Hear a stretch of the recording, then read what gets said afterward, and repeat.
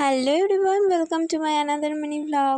আজ বিকেল বিকেল বেরিয়ে পড়েছিলাম, একটা ফ্রেন্ডের বাড়ি ইনভিটেশন আছে, তো সেখানেই যেতে হবে। তো আজকে আমাকে কেমন লাগছে অবশ্যই কমেন্ট করে জানিও। আর মা আর আমি দুজনেই বেরিয়ে পড়েছিলাম, আর সাথে একটা ছোট্ট গিফটও নিয়ে নিয়েছি। নতুন জুতো পরার ফলে আমায় নিতে হলো ব্যান্ডেড, কারণ পায়ে পড়ে গেছিলো ফোসকা।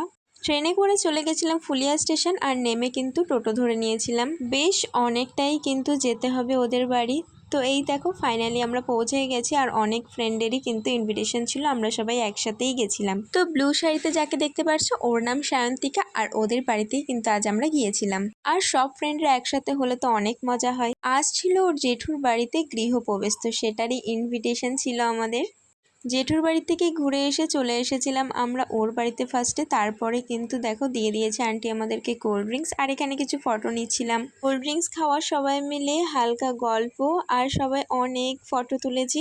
এরপরে আমরা চলে গেছিলাম ওদের নিচে, মানে নিচের তলায় গেছিলাম শাড়ি দেখতে।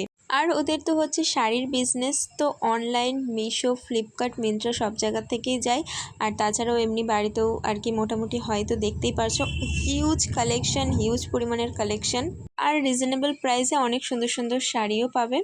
ওদের বাড়ির নিচের তলা পুরো 8-10টা রুমই কিন্তু পুরো শাড়ির। তো এই দেখো হিউজ পরিমাণ রিটেল হোলসেলার দুটোই হয়। আর এবার তোমাদের আমি নামটা দেখাচ্ছি। আর এই বাড়িটারই আজ গৃহপ্রবেশ, যেটা ওর জেঠুদের বাড়ি। আর এখানে তোমরা নেম প্লেটটা দেখে নাও, এসকর অ্যান্ড। একদমই রাস্তার পাশে, ফুলিয়া বাইপাস থেকে আরেকটু যেতে হয়, তো তোমরা আশা করছি অনেকেই দেখে থাকবে। তো যাই হোক, এই যে আমরা এখন চলে গেছিলাম ঘরটা দেখতে, বেশ সুন্দর আর অনেকটা স্পেস ছিল, প্রচুর সুন্দর বাড়িটা করা হয়েছে। বাড়ি করলে তো এরকমই করা উচিত। এরপরে চলে গেছিলাম মন্দিরে, একটু প্রণাম করলাম। আর যেহেতু শাড়ির বিজনেস, অনেক শাড়ি দেওয়া হয়েছিল। তারপর সবাই মিলে চলে গেছিলাম নিচে ফুচকা খেতে। আমি তো প্রথমে বলছিলাম ফুচকা খাবো না, তোরাই খা।